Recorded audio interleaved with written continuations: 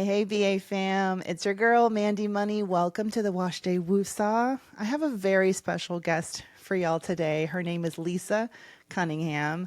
Lisa is a visionary storyteller who's brought her creativity from directing thousands, hundreds, thousands of chart topping music videos to producing campaigns that drive health equity. As the head of marketing at the Black Women's Health Imperative and the director of a documentary called Me Period, Lisa is changing the way we tell stories about Black women's health. And I'm just really honored to have you at Brown Ambition. Thank you for having me. I am honored. You are a veteran in the podcast game, so thank you for having me on. Geriatric podcaster. Although we talked about just owning our age. Y'all may not know this. Lisa and I met, I don't know, 3 years ago. Yeah. Somehow, somewhere in some divine chain of events, I ended up getting tapped to moderate a panel for Black Women's Health Imperative. Is it imperative? Yeah, it's Okay. imperative because Black women's health is, in fact, imperative. Now, this is an iconic nonprofit. It is the oldest nonprofit in the US. I Yeah, learned that. that's focusing on health equity for Black women and girls. Absolutely. And when I got tapped to moderate this panel, I was nervous, but it ended up being such an incredible experience. And through that process, I got to meet you, Lisa. And you just had this energy, this aura about you that you were one of the people I remembered from that, that short but meaningful experience for me. And then, you follow people and you follow their journeys. And I was just like, oh, Lisa, like her style is amazing. You can tell she has a toe in entertainment, but she's also such a huge health advocate. And I saw that you had directed this documentary, Me Period, and you've got Tabitha Brown in it and Shirley Ralph. And I was like, that's it. I'm tired of not knowing more about Lisa. I'm going to have her on the show. And you were so gracious to say yes. So thank you, first and foremost. Thank you. So tell Brown Ambition, we're going to get into your career trajectory, but tell us what we need to know about Lisa today. Like what do Oh, you got cooking over there? What are all the well, projects you're working on? what I'm working on myself every day of my life. Like Period. seriously, that's what I'm working on over here. And making such a big pivot as time goes on. I'm actually thinking about 3.0 right now, right? So it's just like, how do you keep retranslating your life into, the next best version of you for that particular time? In all honesty, that's what I'm working on right now. I'm working on me.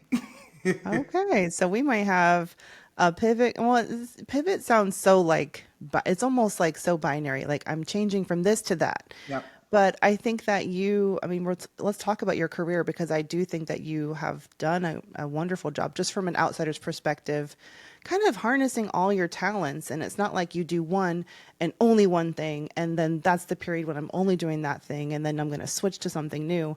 Can you talk about how you've layered your Yeah. career, Think leveraging all your about different talents?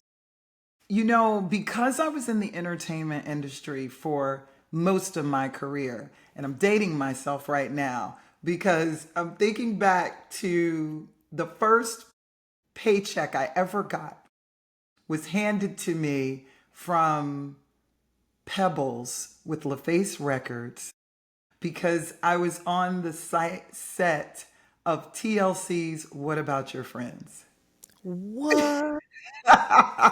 So you're not directing just any like this, you're directing like music videos in the 90s. I Iconic. was a PA. I was the lowest on the So you're totem just pole, getting, right? oh, So this okay. is But this is, still, 1920, year old Lisa at that point. 20, I forget how old, but I was very young. And I got that check and I used to kind of like scramble. I was still in college. And I got that check and I was like, I'm dropping out of school. I just made I $100 for made it. one day work and that's it. Like it was over. And that began this career that I am so grateful for. I truly am. I mean, when I look back at all of the people that I've gotten a chance to work with, from your Missy Elliott's to your Sierras to your Gladys Knights, and all these different folks at different stages of that journey. But I call my pivot, because I do agree with you. I think the word pivot is so binary. I call it the remix because I was in the entertainment industry. And one of my favorite stories is that I used to be marketing director at our radio station, Hot 1079 here in Atlanta. And we were doing some sort of promotion with Ryan Cameron, who was at the station at the time. And all of these acts, those radio station events where all of the acts come to perform. And there was this newer act, a girl group, and I wasn't marketing director. This is way before that. I was working at a record company at the time, Ichabod Records, and I had brought a group that had one of the biggest songs out. And so I was all excited, like, this is like one of those things where you have that proud moment of like, my group's hotter than your group, right?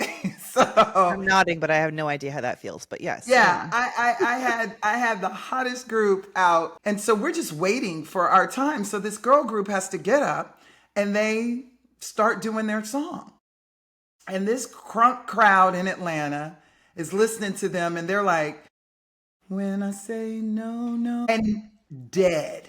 Crowd is dead. I hate And that. so somebody from their camp says, put on the remix. And here comes that beat. Here comes Wyclef. Here comes the energy. And all of a sudden, they had the crowd eating out of their hands. They got off that stage. I remember being introduced to Beyonce at that time, the young Beyonce. And I'll never forget that because it was the remix. Had it not been for that song, we don't even know if we would have had Destiny's Child and Beyonce and in the version that they grew to.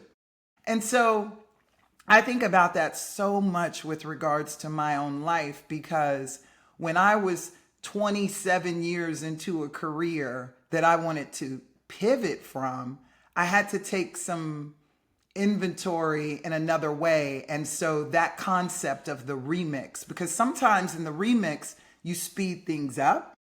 Sometimes a remix gets slowed down. Sometimes you have to collaborate with a new individual. So I was scared to get out of my little entertainment bubble because I felt so validated within that world, but knew that I just wanted to use my gifts for some sort of social impact. And so, how was I ever going to do that though? If I didn't get it right in here. And so, shamelessly tracking back to Brown ambition, my ambition, I had to get rooted in something though. So I had to take that ambition and say, okay, now what's my intention? My intention is to give people aha moments from the content that I produce and have that content be something that is, redeeming for our people. And boy, it has been a damn journey. So when was it? So you said a 27-year career. So when did this pivot start to happen? When did you start to think I'm ready for something different? It's so funny. I was on the set of a music video, and I really like to tell people this because we think of these things as like this epiphany, and then my life changes. And no, no, no, no. This was a slow process. My dad died, and the same week that my dad died, I will never forget, I had directed Gucci Man's first video, So Icy. Don't go back and look at that video, y'all. It's god awful. But anyway, I had directed that video, and I remember then just being in a state, Mandy, and I'll just keep it real right now. Emotionally, physically, spiritually, garbage. Garbage. You found out your father passed after you had completed the video or during the Yes. during After the I had video shoot? completed the video, I found out I was literally in my producer's office and got the call to come to, and I never at the time, I was such a bad human. I never answered my mother's calls because I was always so busy. Yeah, trash, right? And something told me answer mama's call, and my dad was in his last stages, and she said, you need to come now because they don't expect him to live through the day. And I raced over there and was able to hold my dad's hand, and he would pass away 2 hours later. And there was something about that moment of my dad's passing that began the process, but it still took many years for me to really sink into this better version of myself. But I was on the set of a big rapper's video one day, and he happened to also have a TV show on a broadcast network. And it was all about gangs and drugs and guns. And so he had all of these guns out. And his family came in, and the son was playing with the weapons. And I'm not, everybody could do what they see best with training, raising their children, right? Don't do that. People don't do that. And so that was my real aha moment. Like that was the day where I set it all in motion. I was like, I've got to make a change. And so I'm going to start going about what does that look like? And as soon as I set that real intention, Mandi, and this is what I need your audience to know, is that I started listening for the signs to get out of my comfort zone. So there would be an opportunity here to collaborate with somebody. There would be an opportunity here. And so that is what started me on that path. But what I now know is that I didn't trust myself enough. I didn't care about myself enough to make the remix. Until I started doing those things, everything opened up.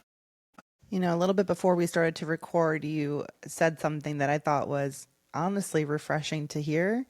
But you said, I'm a reformed ass.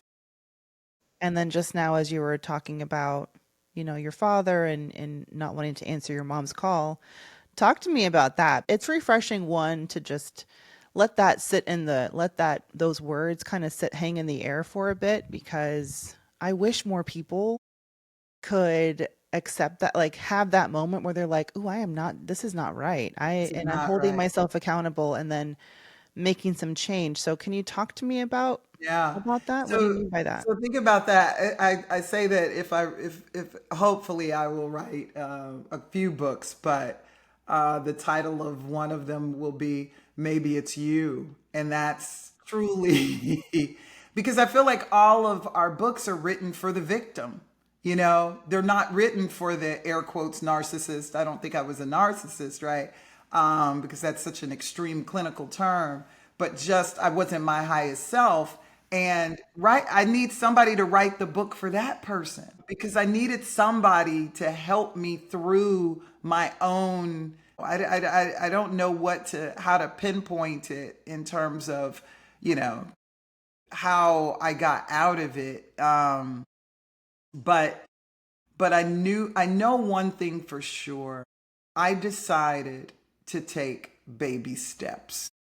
And each day, each month, that's what I would do. I would envision myself constantly. I would do this. Envision myself talking to a different group of people than the people that I currently was talking to. So I would and then I would slowly start eliminating. If I talked to 10 people regularly that I knew were kind of toxic, I would just slowly start eliminating them.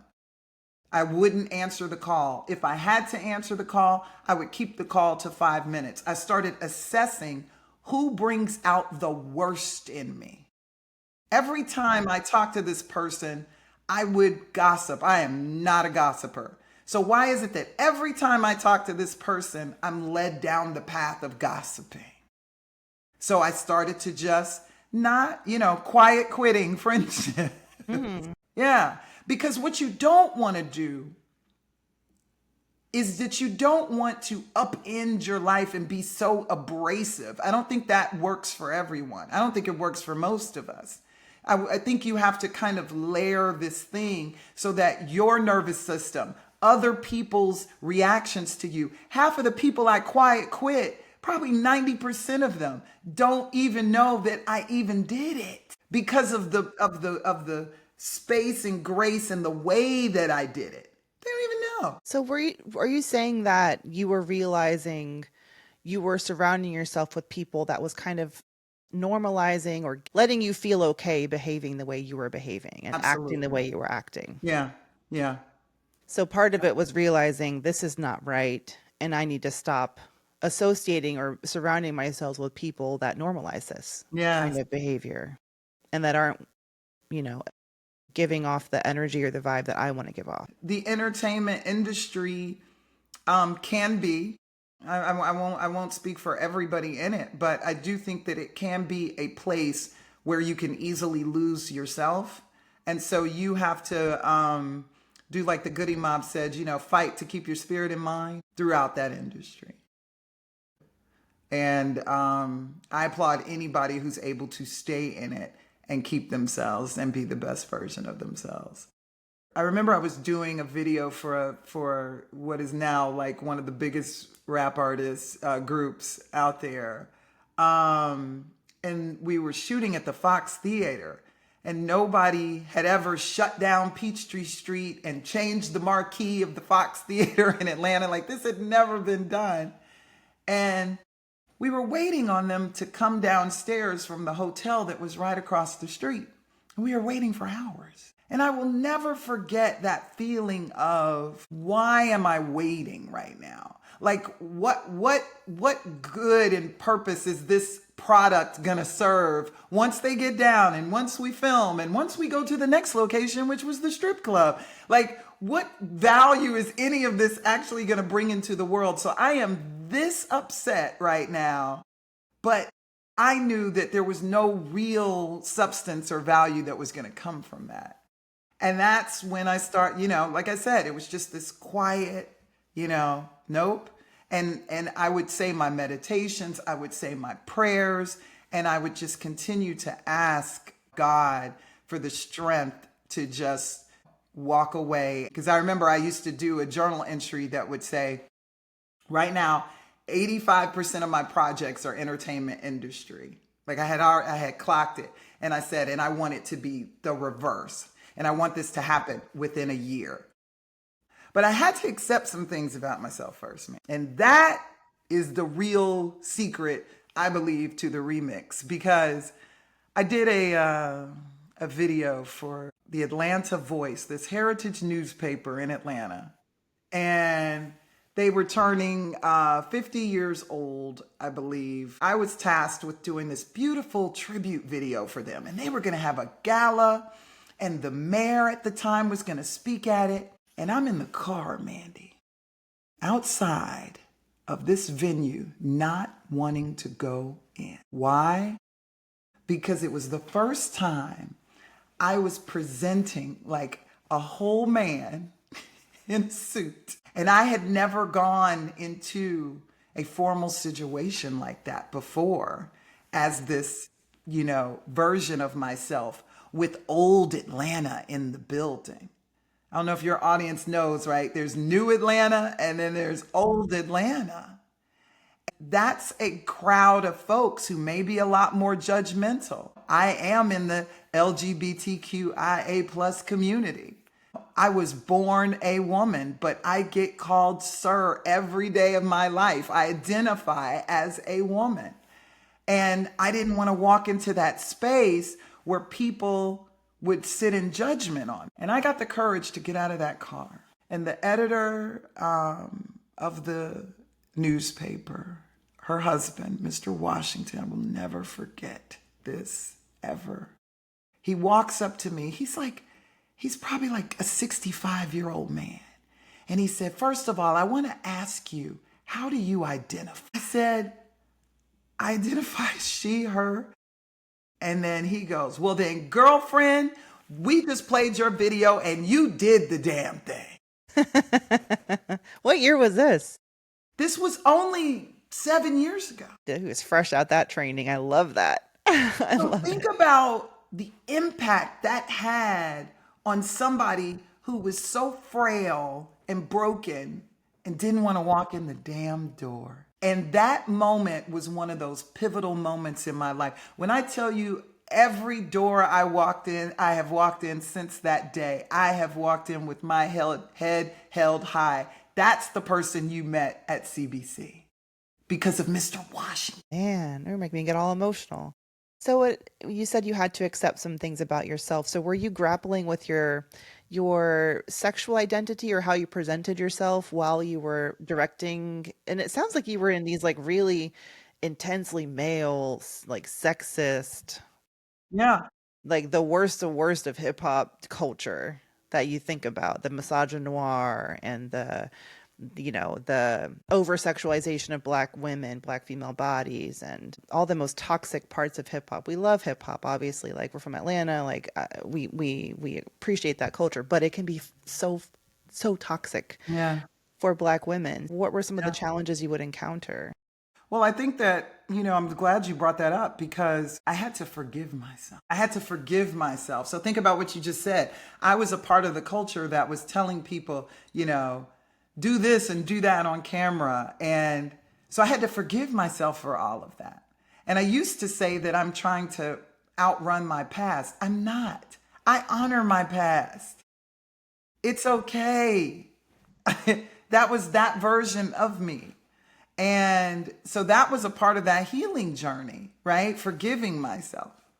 Mm. And then in terms of my identity, I've always identified as a woman. I like to present on what people would call, a more masculine presenting way. And so that's y'all's problem, not mine. I like to dress like this. But at that time I was And you still look damn good. struggling. Can we just say you Thank look you. good? Thank And you. you carry it so well. Thank you. So but that's that work we got to do on ourselves because the moment I started accepting myself in my full glory, I can be honest with you, I do not have people when they're really able to interact with me. I don't have issues with folks. I really don't. So I'm blessed with that. Now, using the restroom in public, that's a different. You're really I'm from Atlanta. I know we talked about that. We both went to UGA. Different classes, we'll say. Didn't overlap. I was there the year you were born, I think. Yes. You were there the year I was born. University of Georgia, BA fam, if y'all aren't familiar, it's the largest public university. Is it the oldest public university in the country? I'm It's real not sure. old. But the phrase PWI, UGA invents that. It was definitely like even when I went there, some years after you attended University of Georgia, I had a great experience because of the small pocket of black UGA that was able to lift me up. But shit, you were going to campus. You said you were going to class, and they were marching on Robert E. Lee's birthday instead of MLK's birthday. Yes. Yes, that's a real thing with cannons in full, Confederate garb. Yeah, that's a real thing. Only about 20 years after it was integrated by Right. Charlene Hunter Galt too. That's right. Yeah. What was your So, experience like at UGA? well, it's all a blur, right? Because we had a lot of fun. That's a party school, and I have some great memories from there. And so because the black population, I think when I was there, it was like about 1,500 out of the thousands. But if you think of your average black college, that's about how many people are at the entire college. So it's almost like we had a university within a university. Yeah. That's how it felt. I went to so many different high schools, and I'm a mixed kid. Like I grew up all over the place, never really felt really very well rooted Rooted, in rooted. my black identity and self-love. And Yes, yes. so, by any means, I did not go to historically black college. However, I agree within UGA, it felt like I was in a bubble. Like I really cocooned myself in the Yeah. love, the bosom of my black friends. Were you able to be out during that time in college? No, That no. came later. I had boyfriends and I did a TEDx talk once where I talked about that transition of being able to come back to my home city during those years of Atlanta and Atlanta being a place of inclusion. And I remember walking into this nightclub And I saw this tall person in thigh high go go boots on a platform dancing. And I was so mesmerized by this entire culture. It was the first time I had ever been in a gay club. And I would later find out that that was RuPaul.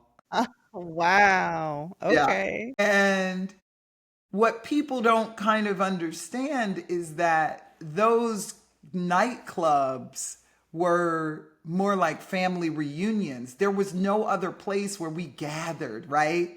So it seems like, real trivial, but it's really not. And so that's where I started to kind of find my footing in the community, and kind of transition, out of, being this woman that I was, culturally expected to be. But Atlanta definitely was a great city to be able to, finally materialize into my full rainbow self. I visit my brother. He's in East Atlanta Village and all the Kamala signs and all the rainbow flags and all that, but it's still Atlanta. It's still Georgia. Do you feel safe and do you feel supported? I know you said you every day someone is questioning your identity and how you present, but what's it like for you? Do you see both sides of it on a daily basis? Yes. That's interesting you would say that, because there's this, right, there's that juxtaposition, right? And I think that most areas in the country are kind of like this, where you've got these different pockets. So there is the pocket where I can be absolutely affirmed, where I sit on the LGBTQ advisory board at the mayor's office, and where, Atlanta is a city where the Human Rights Campaign gives us an extremely high rating. And that's with regards to our, local government, making sure that LGBTQ folks are protected from, regards to employment and housing and all of those things in public spaces. So we live in that city on one end. But to your point, there's still a culture of folks that are very different. And so, yes, I have moments that when I walk outside of my door and I need to just simply do the most basic thing, Mandy, use the public restroom. And as soon as I get ready to walk towards that door at a movie theater or something like that, I'm immediately on guard and hesitant. And dare I say, maybe even a bit of a panic attack. Because I know that somebody, as I emerge to that door, might say, "You're not supposed to go in there." Or even when I tell them I'm a woman, they say, "No, you're not." Or this part right here, where I'm in the bathroom stall at the sink, and some parent has their daughter and they hold their daughter tight and they rush out. This is what I have to experience, right? I actually am executive producing a short film about that right now, because it is something that this is women doing this to women. Hello, right? Because we always talk about what the brothers are doing to us. No, no, no, no, no, no. This is what women are doing to women, because I'm a woman. So there is definitely, you know, there's definitely two sides to the city of Atlanta.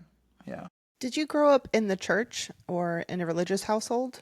I grew up in a very religious Catholic household. So It's when you always say that you fun. grew up in the church as a black person, that is not the church they're talking It's about. true. That was a part of, my shame, right? Because growing up Catholic, and obviously that religion denounces, gay folk. And so, yeah, I had to deal with that. I had to deal with zero representation of not even one person on the television screen that looked like me. So I didn't even see an example of hope anywhere. And so, yeah, it was definitely a struggle to find the footing to understand my identity throughout all of those spaces, right? Because you did talk about the entertainment industry and how misogynistic it is. And I saw a lot of my sisters, have to play that game. It's painful to see and to think back on. I'll be honest about that. Yeah. You posted this on Instagram. You had recently gone to the Sarah Jakes Roberts Yeah. conference, Women Evolve. Yeah. When you were telling that anecdote about the Atlanta Voice Party and being afraid to walk in, you had a similar hesitation about going to Women Evolve, which Women Evolve is I mean, Sarah Jakes Roberts is, this huge brand and has this huge community, and it's very rooted in like Christianity and like a really religious. That's my understanding of it. Yeah. It is. And you were invited as a speaker? No, I had an activation there with our organization, the Black Women's No. Health Imperative, and with Gilead. And I was super excited about the activation, but I knew that I was going to interact with a lot of folks who, had come to this conference and some hyper religious people. And so, yeah, that definitely gave me pause. And I'm so excited that I pushed through that fear because that was probably one of the few moments I've had that, again. And I'm so glad that I pushed through it because it was a glorious experience. And there were people who came up to me and literally affirmed me. One woman said to me, "I'm glad you're here." So it's just like every time, and that's why I just want to keep saying to your audience, is like every time you make that leap through your fear, God, the universe will show you, right? Here's a sign. Okay. I would have held my breath on your behalf if I knew you were walking into that space. That's really comforting. And I mean, I don't think either of us is saying that like things are perfect and rosy and we're in such a dangerous time for the LGBTQ, IA plus community and in a lot of ways. But at the same time, two things can be true. And I'm so happy to hear that you're getting the embrace that you deserve in some rooms. And like my sister, I've talked about, she's married to a trans man, and I've seen him through his transition. I mean, they've been together for more than half my life. They're like Wow. Wow. the most romantic, happiest love story in our family. And we were not the most hospitable. We were not hospitable at all to them Right. in the early Originally. days. Wow. There's the general lack of knowing how you're going to be perceived when you walk in, or if you're going to be safe, you're going to be embraced, like that level of anxiety I've heard them talk about and hearing you talk about it. And just, I'm glad to hear that that's not always the case, that you are walking into rooms where you're embraced. You're so It's damn not. embraceable. Oh, This Lisa that I yeah. have had the Thank pleasure you. to know.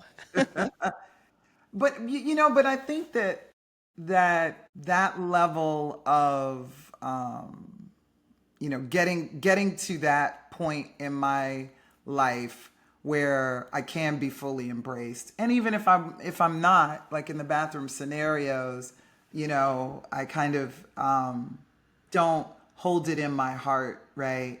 From this resentful perspective. I understand. I try to give folks grace. And I think we need a lot more grace in this world today. I just do. All of these, the othering of society is something that is very dangerous. And I hope that we can turn this thing around We got sooner to get than out of later. our internet silos and get into Yeah. rooms and mix Yeah. and mingle, Yeah. mix And it that's up like why we've been I just saying. love the aspect of my life as a filmmaker because I love getting people into a room and letting them talk about potentially things that they've never spoken on before, right? And then being able to uncover and give real information to folks that's rooted in facts and make it digestible. I mean, this is what I like wake up in the day and I'm like, yay, get so hype about because once again, accurate information, community, all of these things, getting outside of our silos, all of these things will help us to heal. And you said you're working on a film about that the bathroom experience. Let's talk about I mean, what a masterful and beautiful, story of your career and how you took all those incredible creative skills and marketing and film direction and production, and you are now using those forces for good. Uh, uh, you know, and talk to me about making that transition into the nonprofit space. You ended up with Black Women's Health Imperative. You've been there now for how many years? It's so funny. 5 years, I kind of just started working with the organization as a contractor, and then kind of back and Oh, forth over the okay. years. It's like putting your baby toe in and then coming back out. And it's an organization that even when I'm not there anymore, my heart will always be rooted in it because of our founder, Billy Avery, who is 87 years young, still a major factor in our organization. And she actually is the impetus for me creating the film Me Period. She created a documentary back in the 80s called On Becoming a Woman. I saw it on the Black Women's Health Imperatives YouTube page, and I was like, what is this? And then I go on Beyonce's internet to see if anybody else had ever done it. Mandy, nobody else had made anything like this. And so I was like, you know what, if we can get some funding for this, let me try to make this film. And then unbeknownst to me, the president at the time, Linda Goler Blount, had actually made that promise to Billy that we would eventually make this film one day. So, for those who don't know, Me Period is a film where we brought together real world women. So I brought together a set of those folks in Atlanta. And then we went out in LA and filmed Tabitha Brown and Cheryl Lee Ralph, who are also real world women there, but they just happen to be celebrities.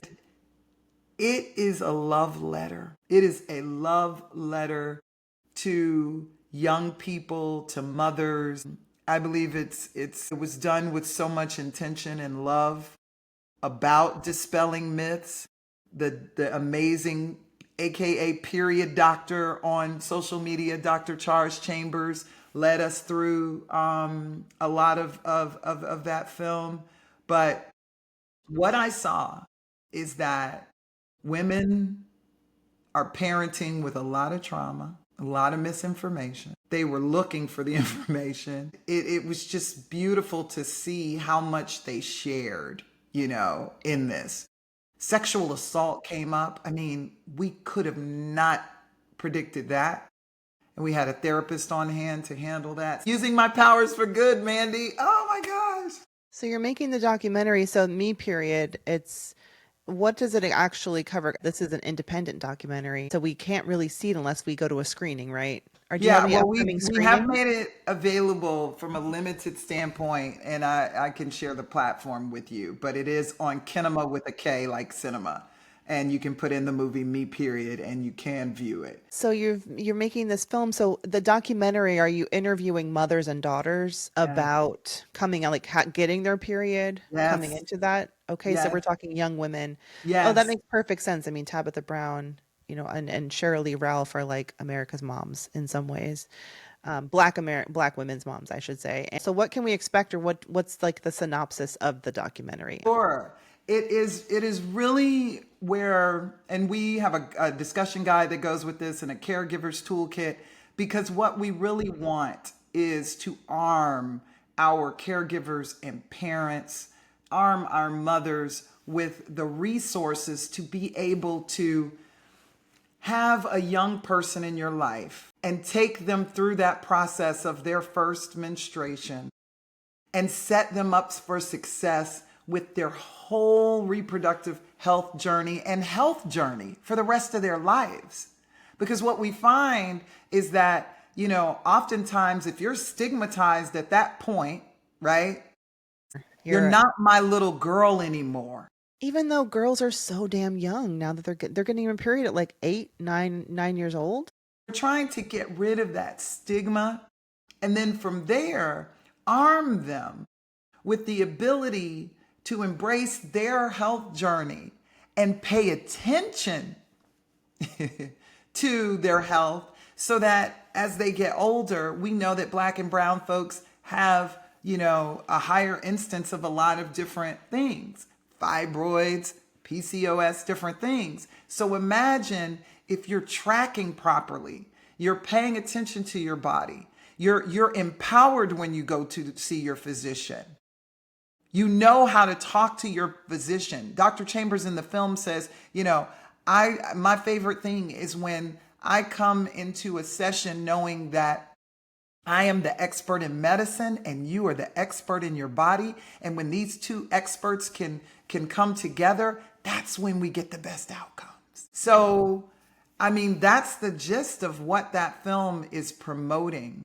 I'd love nothing better than for everyone with a young person, as young as 5 to watch, and younger to watch that film, so that they can see how to prepare themselves for that journey.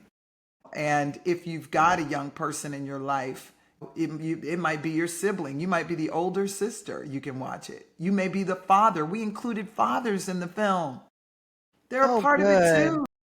So do you hear from fathers in the documentary as well? And are they like having conversations with their little girls or even Yeah, boys? yeah. This one father said that after she got it, he had a conversation with her, and the mother was like, "You did?" And he was like, "Yeah, I did."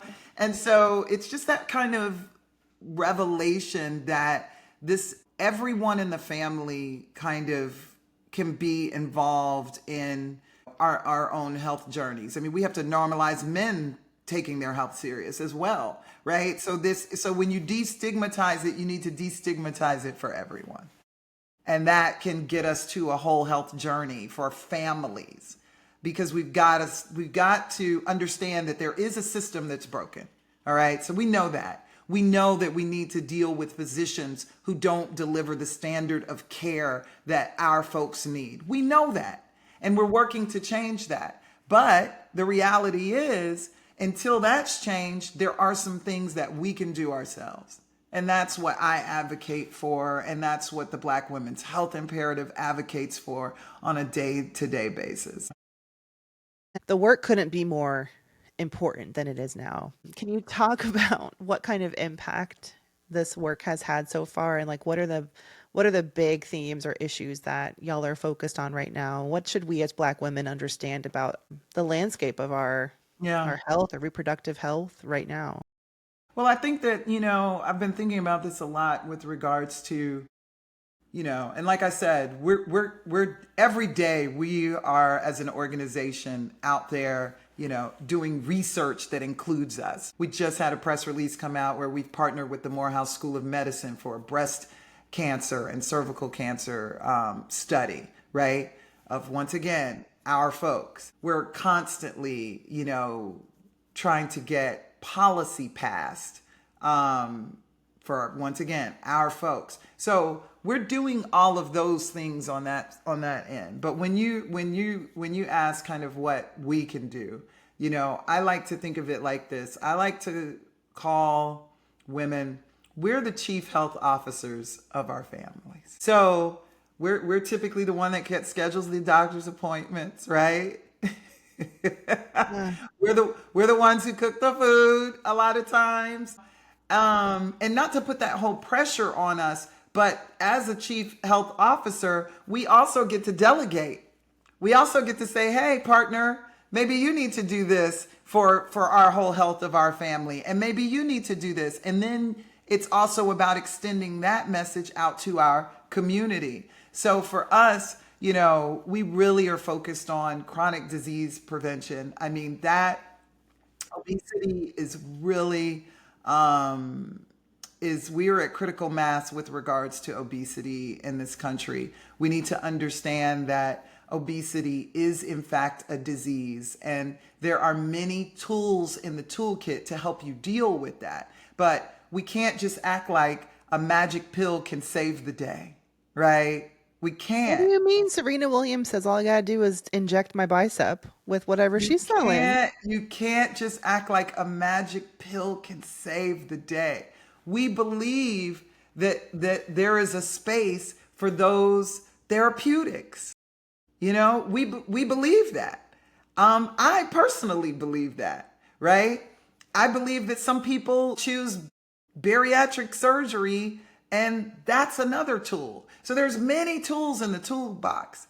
But when you start from the premise of lifestyle change and dealing with how we can deal with our system in terms of the food we put into our bodies, the amount of sunlight we get, or the amount of sleep. I mean, just sleep alone is so huge to potentially how it can impact our health. So I understand that people live in food deserts. I understand that people don't have green spaces. And so we have to kind of look at these things. We call those in the health industry the social determinants of health. Like these are things outside of kind of your control that are in your environment. So then we have to figure out how can we help our folks through that. And that's a lot of what our organization does. We have a wonderful program sponsored by the CDC called the Change Your Lifestyle, Change Your Life program. And it helps you to prevent or manage your chronic diseases like type 2 diabetes. In my late 30s now, and I have two children. All I always thought I was going to be like different. This was my ego. This was my millennial snowflake energy I was bringing. Kidney disease, diabetes, heart issues. My grandma died 56, and so many members deal with chronic, conditions and obesity, and it just runs rampant. And I was like, again, thinking I'm a snowflake. And I'm going to do my Zumba and I'm going to eat healthy. And Dad, I know better than you. And let me tell you, I didn't have these two kids, got a little bout with postpartum depression and Yes, anxiety, yes, a yes. pandemic later, starting a business, trying to be a Black woman in this world. And Yep, what do you know? Here I am dealing with yep. these.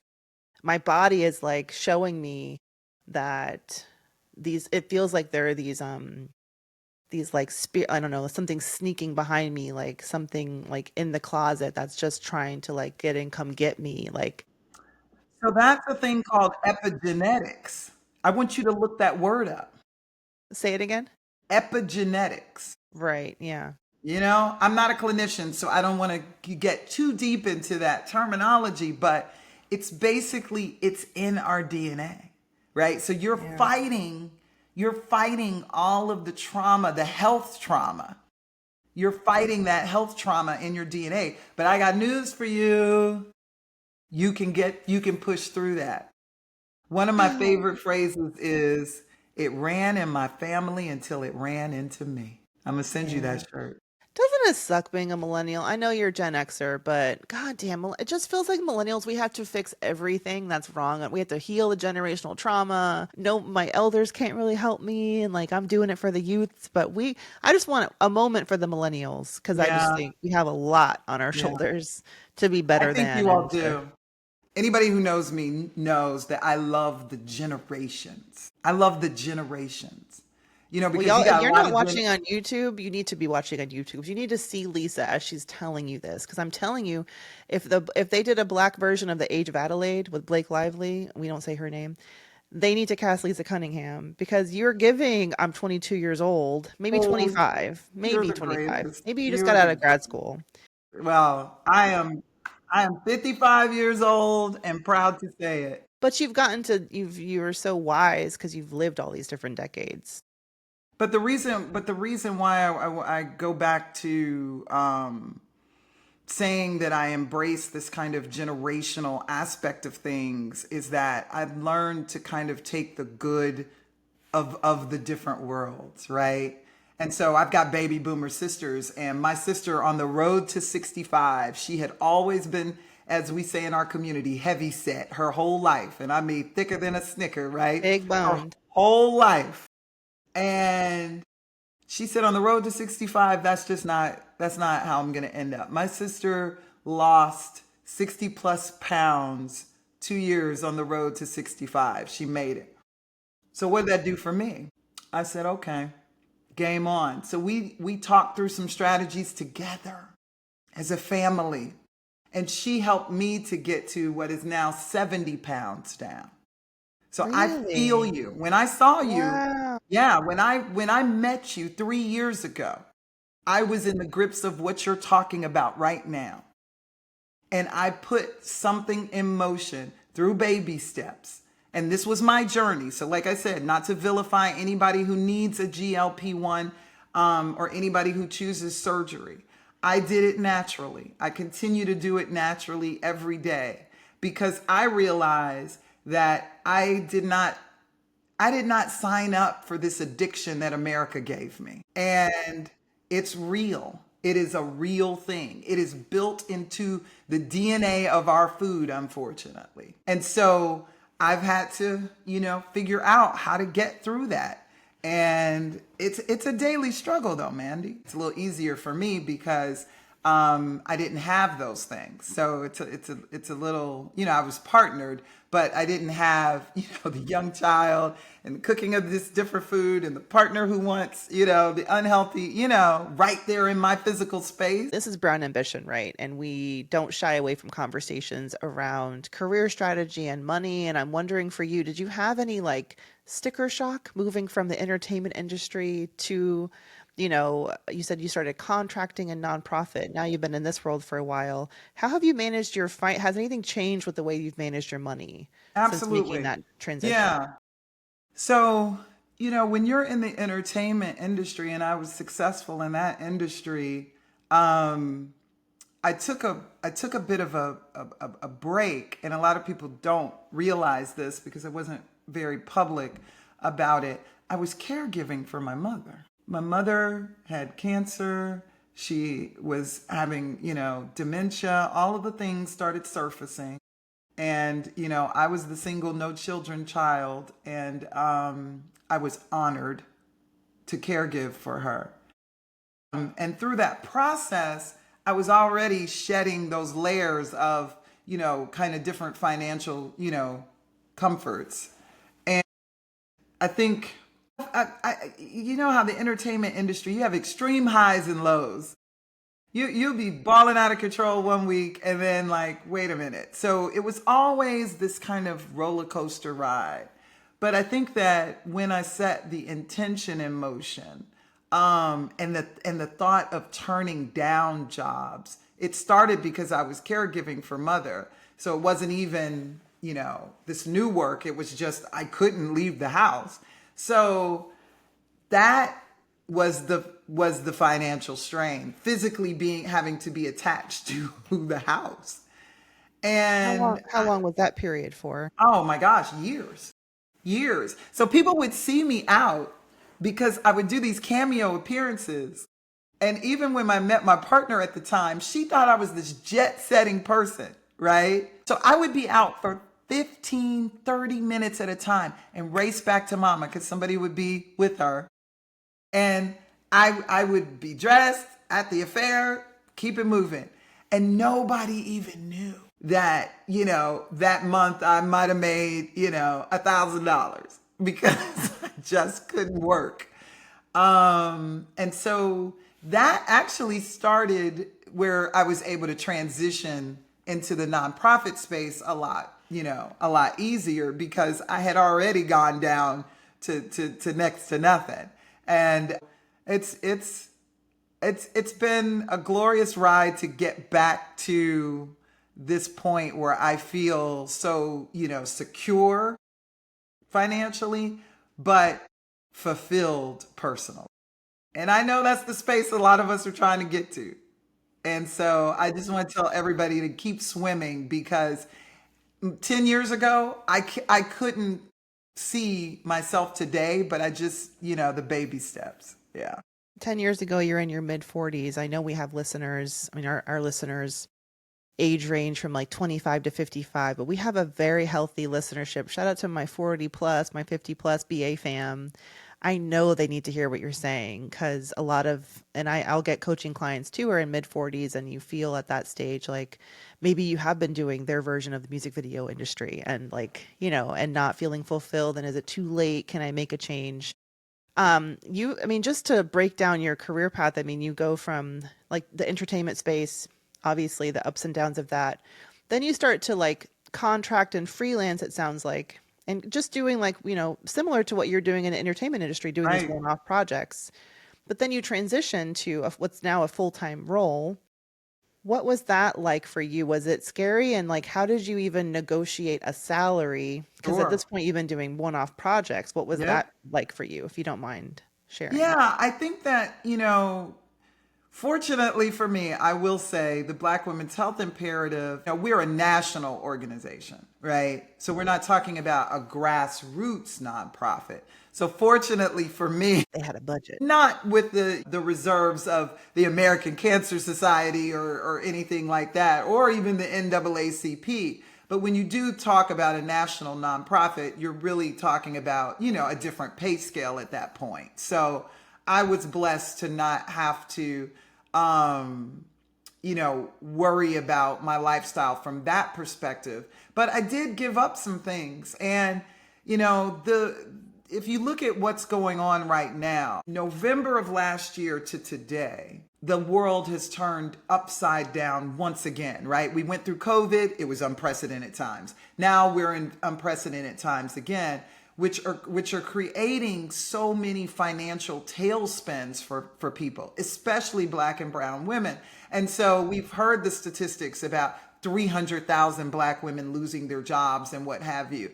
So I think for me, I'm grateful to be able to have that sort of stability, and a stability that didn't have me, kind of compromising my lifestyle. But I mean, I live pretty simple though. That's the thing. That's another thing. I just live pretty simple. Lifestyle inflation will kill you. One day I was like, okay, Lisa, you could cut out subscriptions. And so I did take a lot of inventory on subscriptions and didn't realize I had like 25 subscriptions. I mean, I things believe that it. range from $6.99 to things that range from to $149.99. So that was definitely helpful to take inventory of, because you just don't pay attention what's coming in and out, of your bank account, on a monthly basis like that with regards to subscriptions. Yeah, that's one of my success stories, getting my subscriptions in check. I could do an audit every month because it's insane. I subscribe for hair gel because that's the only way to buy it. I'm like, do I really need to subscribe? I don't know if I'm going to need this in 6 more months, but it's good hair gel. Oh, the subscription economy, my God. By the way, join our Patreon. Oh yeah, I will. I'm part of the problem. You can join for free though. And then I'm a bit of a philanthropist. So, I also had to assess. That was another hard decision for me. I did have to assess, my monthly giving. So Mm. I did take that down a bit. Yeah.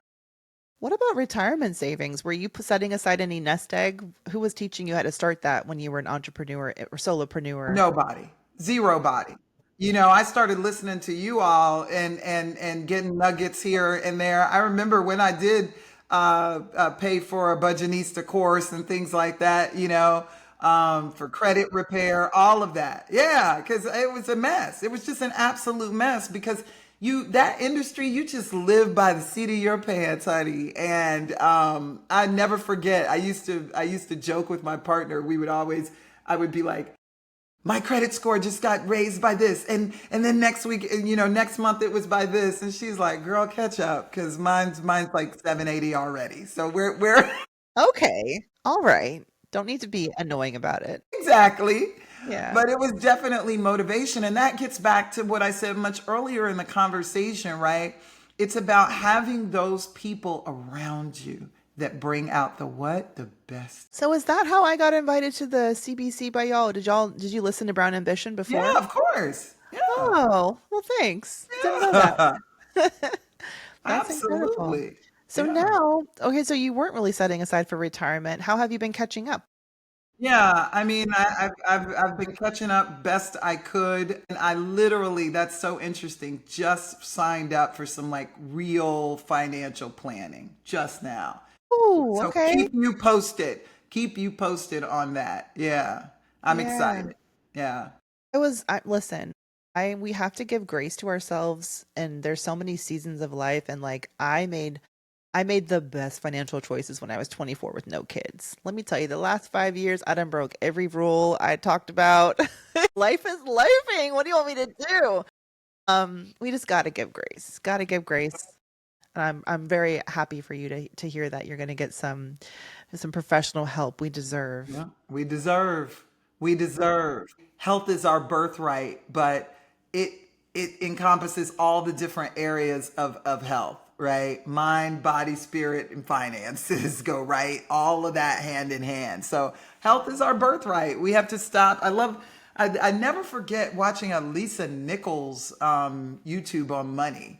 And it just is so powerful because she just talks about our relationship with money, and we just have to have a better relationship in order to get to that healthy side of it. Yeah, Definitely having financial freedom, it brings out the best in everybody, in it all of us, does. It does. especially when you're able to achieve that by doing such great work like you have, Lisa.